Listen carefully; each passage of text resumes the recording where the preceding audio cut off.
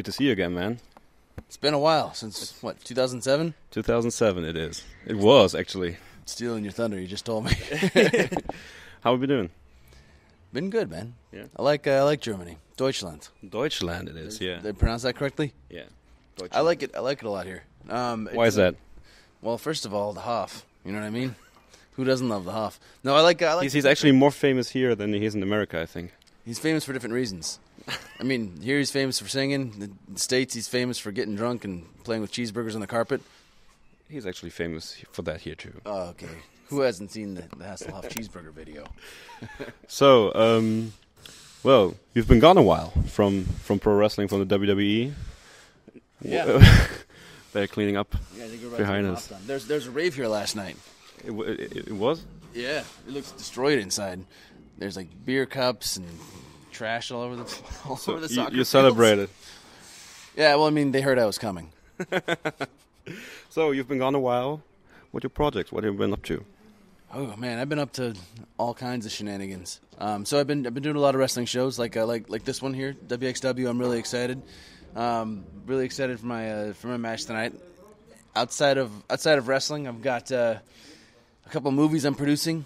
Boone the Bounty Hunter is one. I've been working really hard on this thing. It's about a narcissistic bounty hunter who does parkour to catch his skips, and wrote, created, produced, and it's going to be starring me. I'm looking for completion funds, and we're scheduling our shoot dates. I think we're going to shoot it in June. Got some talented people attached already, looking to finish out casting, put out a breakdown, doing it all legit Hollywood style. Outside of that, I've got Ghost Puncher, a little bit further off in the Morrison frontier. I did a sizzle trailer for that, though, with Chemo, Jay Huron, Jackie Moore, and Rowdy Piper. Oh. And I'm going to put that one up on YouTube probably this week, so you're gonna be able to see that thing. We shot it in 3D, and that's about an MMA fighter who has a near-death experience and realizes that he can punch ghosts. How did you get into professional wrestling? Talking about how I got into this crazy business. There was a show on MTV called Tough Enough in 2003. I was at the time I was a college student. I was training. I was majoring in film, actually, and I was training a lot of martial arts. I was doing collegiate wrestling, pretty much weight training. Always was weight training. Anything I could do to prepare myself to be an action actor. So then I saw this show, Tough Enough, and realized, like, hey, that's pretty much exactly what I had wanted to do when I was a kid. You know, I was a huge fan of Hogan, Warrior, hashtag Thank You Warrior. And when I saw people training to be professional wrestlers, it was the first time that it just hit me that, hey, like, why don't I do that? It's my first love. That's what I wanted to do when I was a kid. I just didn't consider it as a realistic thing for a career until I saw that show. So I made a tape and submitted it with the other hundreds of thousands of tapes that they got. And I got rejected from Tough Enough 2, and I reapplied, and I ended up making it on to Tough Enough 3. And winning the show, getting a contract, moving to Louisville, and just how I got my foot in the door with pro wrestling. You were with OVW in Louisville, Kentucky for a longer time, and you had a tight group. You was talking about on the fan fest of Moonsault.de earlier on with Matt Capitelli. How's Matt doing, actually? Matt's doing really well, man. That guy is one of the most positive guys that that I know. And he had like the worst luck in wrestling. I mean, he got called up the first time. He broke his leg, so he had to stay down in OVW. The second time he got called up, he got hit in the head and got a concussion, and they took him to the emergency room, gave him a CAT scan, and found he had a huge tumor in his head, and found out it was malignant, so he had to have the tumor removed. And basically he had brain cancer. He went through like years of chemo and radiation therapy, and it came out now, and he's like still throughout the whole process, like happy, super positive. He manages a couple gyms out there. He's married, and he's doing really well now. Send him best wishes from Germany. I will. And you were with OVW. How was the OVW experience for you overall? I loved it. To me, it was like college. You know, it was like a bunch of us. We were all there to have a good time. We were all there also to work hard and to learn how to wrestle. And it's fun now because the people that I bonded with in OVW I've seen throughout my entire career. Like right before we walked out to do this interview, Chris Masters walked in. He was there from day one, and like me and him used to beat the shit out of each other at OVW, and then laugh about it and buy each other drinks, and then go out to bars and chase girls and talk about wrestling and shoot the breeze. And the camaraderie that we had at OVW, I think, is lost now with the WWE developmental system and NXT, because I think a lot of those guys, it's so competitive, and the TV show is happening immediately, that there's lost a little bit of like the sense of camaraderie and like the fun times that we had at OVW, which I think is super important for a career in professional wrestling, to understand like how to get along and exist in this world, because it's a different world. It's not the real world. And it's cool that I had that experience, and now like have friends like him, like Chris, like Matt, like Joey, like Melina, like all those OG OVW peeps. So you wouldn't say that necessarily the NXT wrestlers have an advantage because they are having the performance center and they're having all the tools that are there now. So would you say that this is actually an advantage for them or not? No, I mean I would say that like there's advantages and disadvantages. I mean, the performance center is awesome. I would love to train at the performance center. If I could train at the performance center tomorrow, I would. They've got all this like functional training stuff. They've got gymnastics rings. They've got a ring with a crash pad inside of it. You can only imagine the kind of crazy, like risky, like high flying moves I would have been trying in that thing. But like on the other hand, I mean, they've got like cameras wired like 24/7, like Big Brother's watching you the whole time. They've got punch cards you punch in and out. It just feels, stuff like that makes it feel like more of a job, which it is. But I believe the most successful people in this industry have the most fun too, because you can see it. You can see when someone's in the ring having fun, and if they're not having fun, you stop caring. It's like that. I feel like that way with all kinds of entertainment, with stand-up comedy, with improv comedy, with people on TV and people in movies, and definitely with people in wrestling.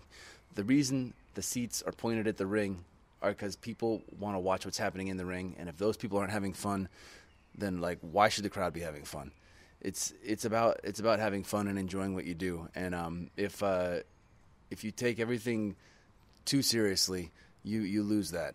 You have to take obviously your training, your conditioning, like your body, like that seriously, but at some point you have to figure out how to have fun in the context of this work environment while also staying professional.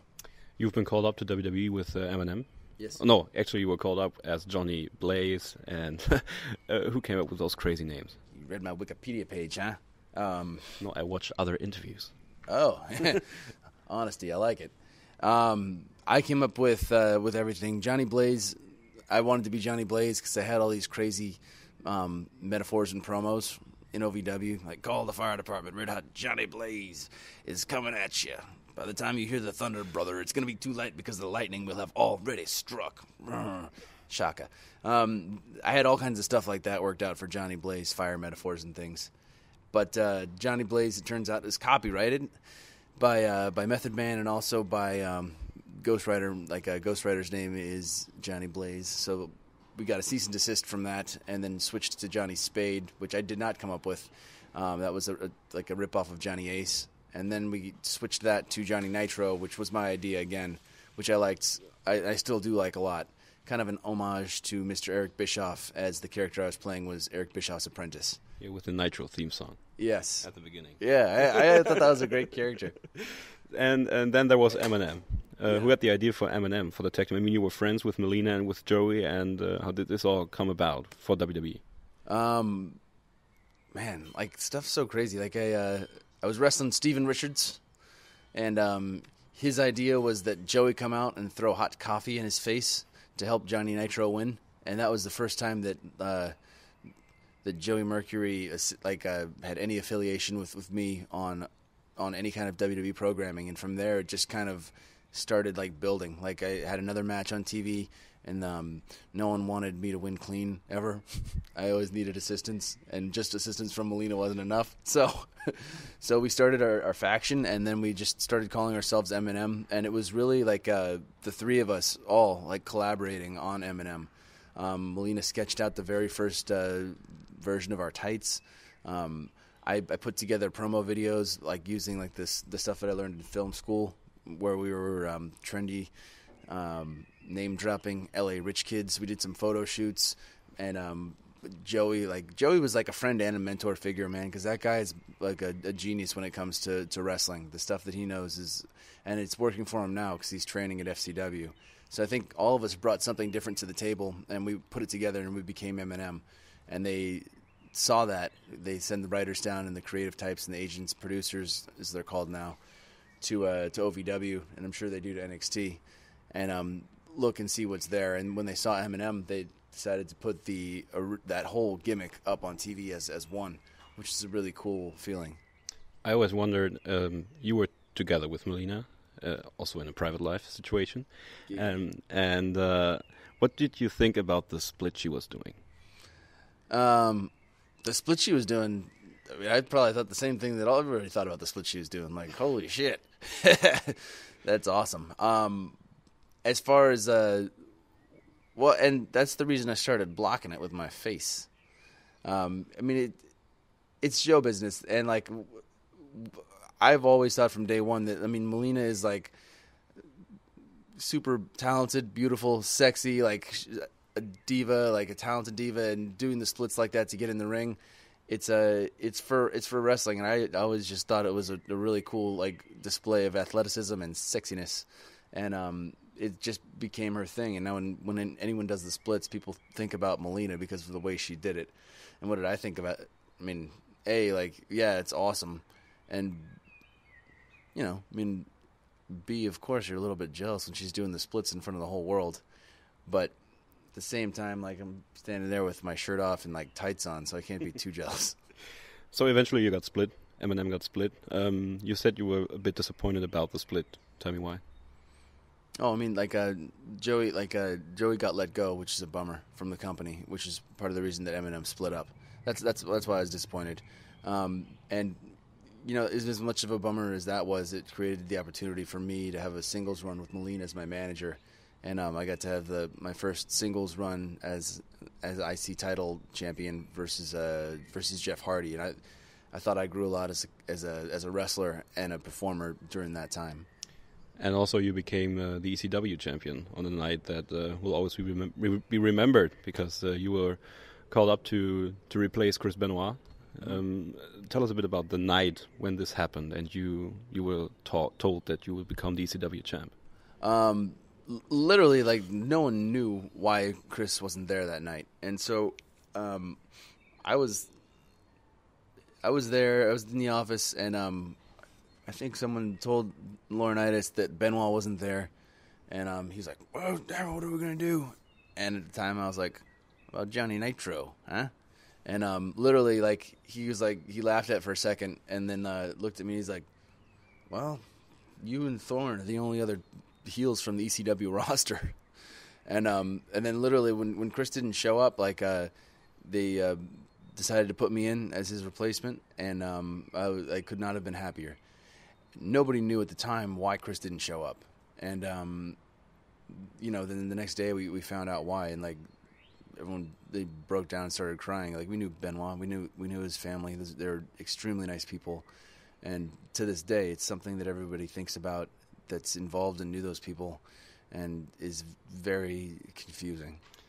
To this day, there is a big discussion about how to handle the wrestler Chris Benoit for the future presentations of DVDs and of events, and it seems that at this point for the WWE there is no coming back to Chris Benoit as a wrestler. What is your opinion on that?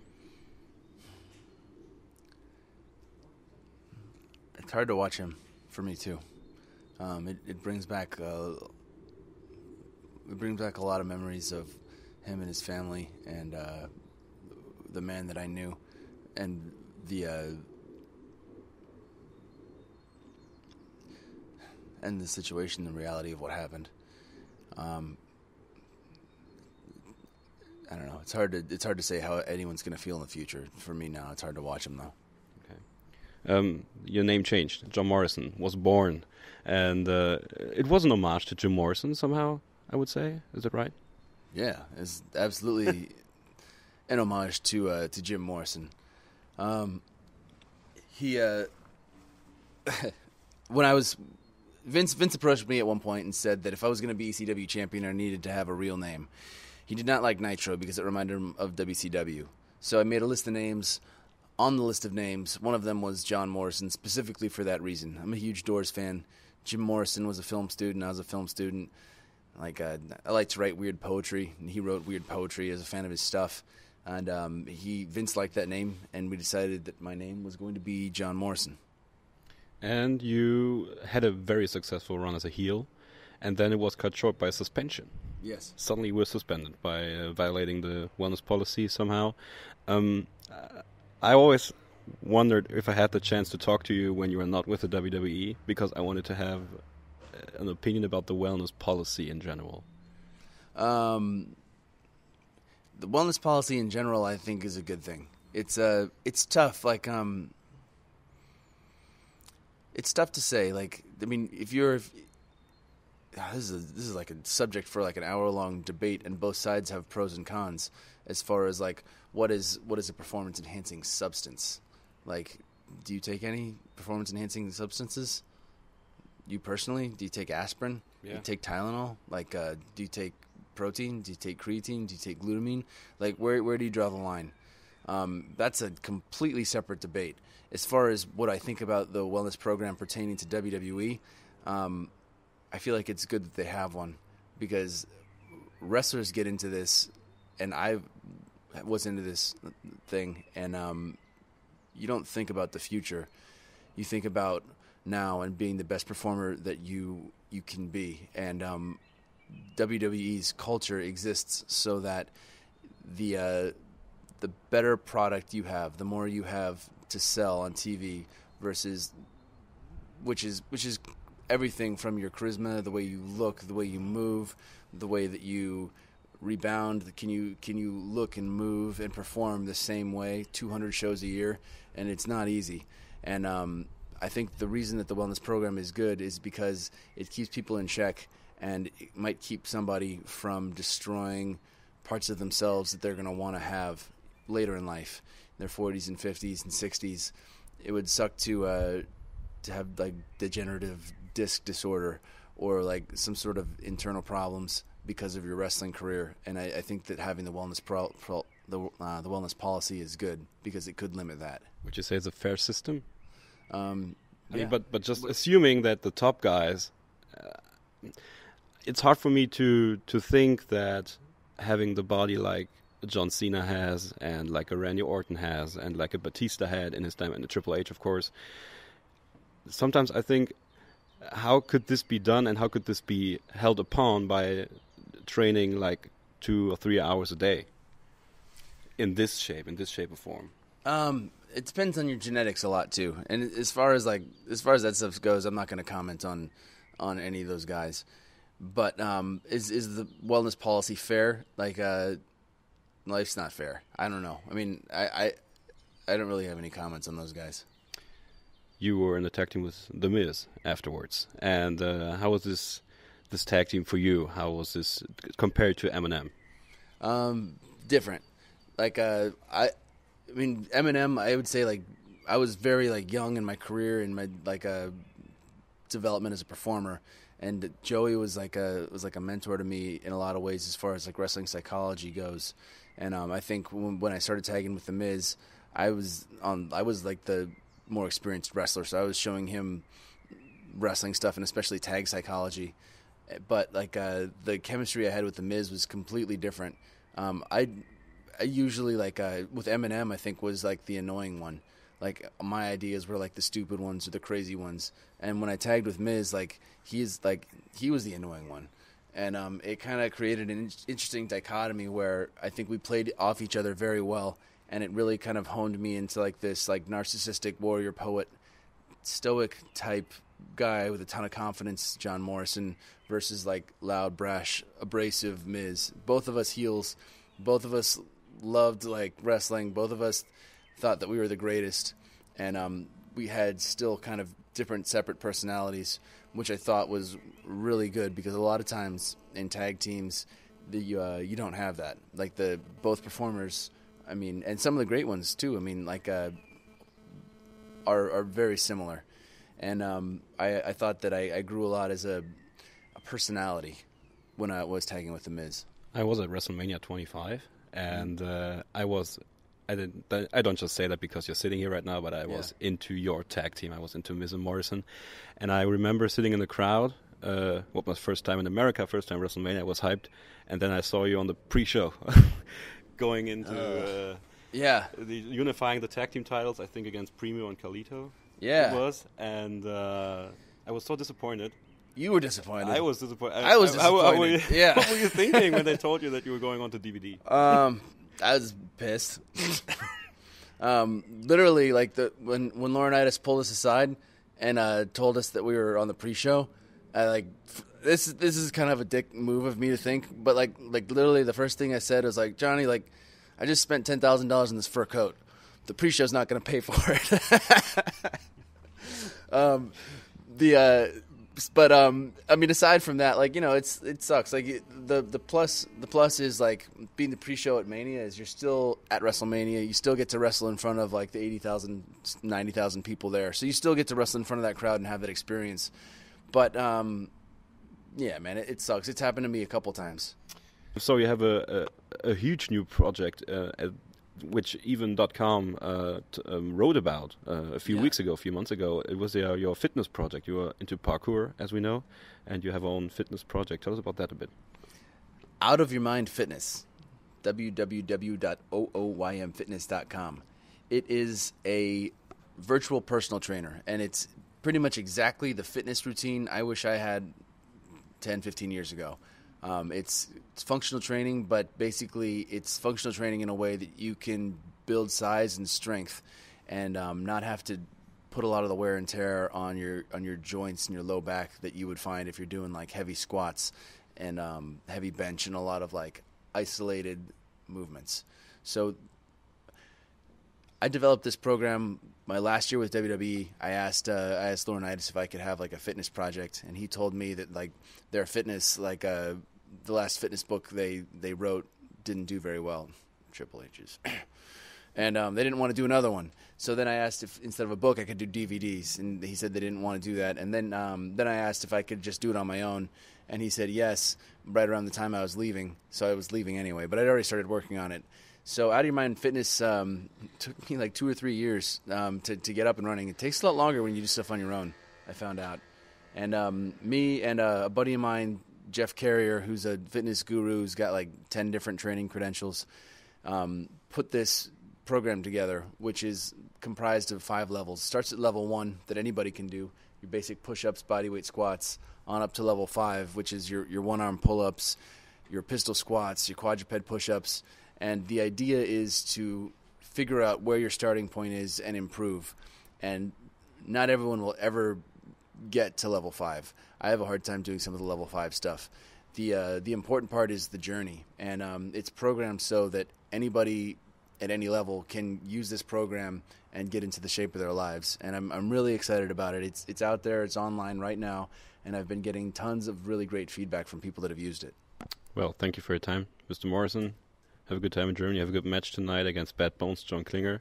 And I hope to see you soon back in WWE. Me too, brother. Absolutely. Thank you. Thank you.